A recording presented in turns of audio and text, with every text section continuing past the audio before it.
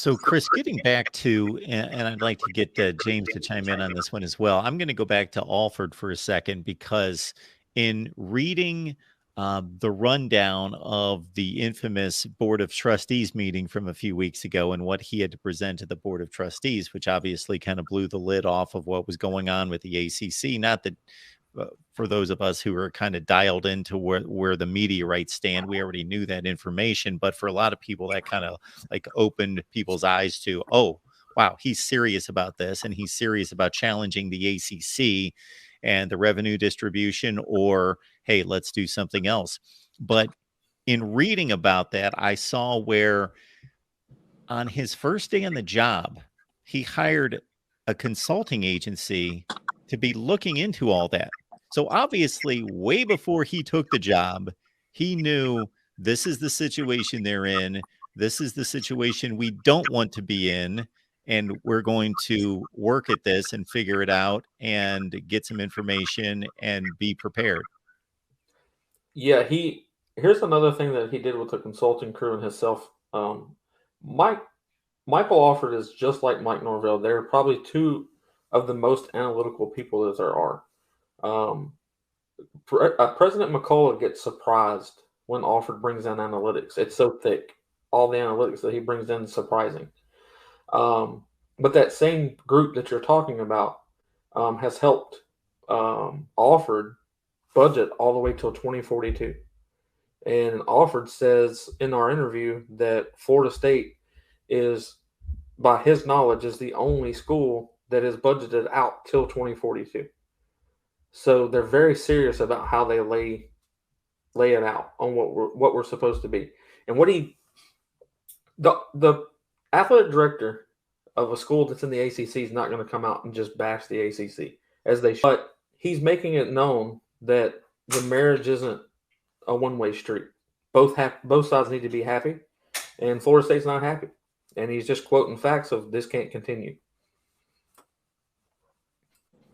Yeah, I mean, that Board of Trustees meeting was very intentional, and that's kind of what they wanted. And but as Chris said, even when he was the president of the boosters, he was looking at opportunities to be able to come here and change it and elevate it.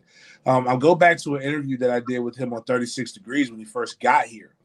And he talked about one of his key things, and I think this comes from him being a former student athlete, is nutrition.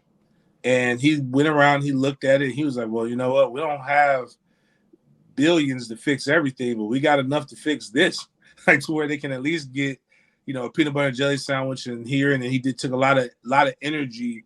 And it's a reason why his wife bakes those cookies, because he wants to know the good, the bad, and the indifferent and the ugly.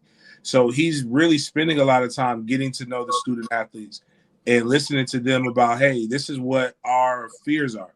This is what we like. This is what we don't like.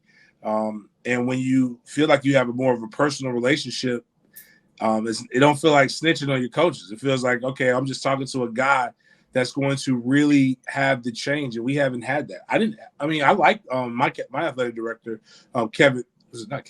Dave Hart, and but I never had the relationship like what Mike Alford has, but I think relationship with the statistics, and then he builds those same rapports with other people, and the way that he was able to present it was in such a straightforward yet respectful way, to where he put the people who put the money behind the university, at ease with if we needed to make a decision, but also letting them know that we have to make a decision. And I think you've had Tony on here numerous times. We've had Tony on our show as well. This is not just a decision that's about building new locker rooms and transforming stadiums. This is situations where he's showing you the raw data that if every university in America were lined up and you took away the TV contracts, Florida State would be the 7th in the nation. We'd be the 3rd in the SEC when it comes to this. Now, so what happens is, and when you look at Florida State, people who don't know this, see, athletics, we always talk about the national championship, right? We know Harvard and Yale and those guys are going to win the national championship in nerds and book smarts. We ain't beating them. But there is something that we can beat and that we want to be. And we want to be the flagship program in the state of Florida. For that, we're really only we're competing against UCF, UWF, USF, but we're really not. We're competing against Florida.